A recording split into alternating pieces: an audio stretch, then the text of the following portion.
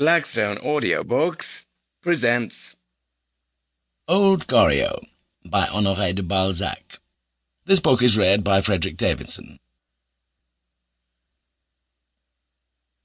To the great and illustrious Geoffroy Saint-Hilaire, a token of admiration for his works and genius.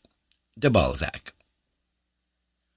Madame Vanquer, née de Conflans, is an elderly person who for the past 40 years has kept a lodging-house in the Rue Neuve Saint-Geneviève, in the district that lies between the Latin Quarter and the Faubourg Saint-Marcel.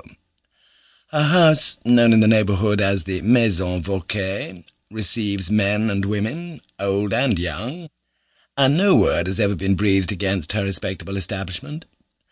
But at the same time it must be said that, as a matter of fact, no young woman has been under her roof for 30 years, and that if a young man stays there for any length of time, it is a sure sign that his allowance must be of the slenderest.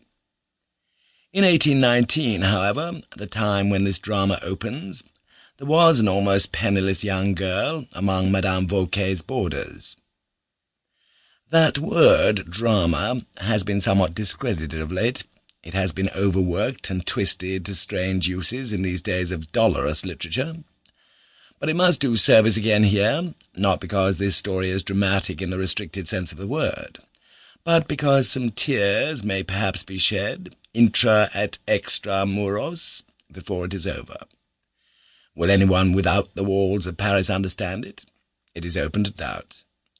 The only audience who could appreciate the results of close observation, the careful reproduction of minute detail and local colour, are dwellers between the heights of Montrouge and Montmartre, in a vale of crumbling stucco watered by streams of black mud, a vale of sorrows which are real, and of joys too often hollow. But this audience is so accustomed to terrible sensations that only some unimaginable and well-nigh impossible woe could produce any lasting impression there. Now and again there are tragedies so awful and so grand, by reason of the complication of virtues and vices that bring them about, that egoism and selfishness are forced to pause, and are moved to pity. But the impression that they receive is like a luscious fruit, soon consumed. Civilization, like the car of Juggernaut, is scarcely stayed perceptibly in its progress by a heart less easy to break than the others that lie in its course. This also is broken, and civilization continues on her course, triumphant. And you, too, will do the like. Sample complete. Ready to continue?